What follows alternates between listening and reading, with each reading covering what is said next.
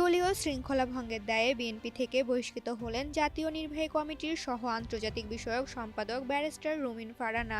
দলের সিদ্ধান্ত অমান্য করে সাংগঠনিক কর্মকাণ্ড পরিচালনার অভিযোগে তার বিরুদ্ধে এই কঠোর ব্যবস্থা নিয়েছে দলটি।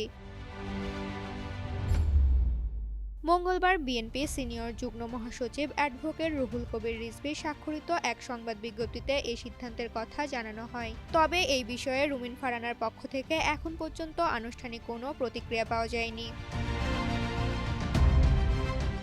ঋতুপর্ণা, জনকণ্ঠ।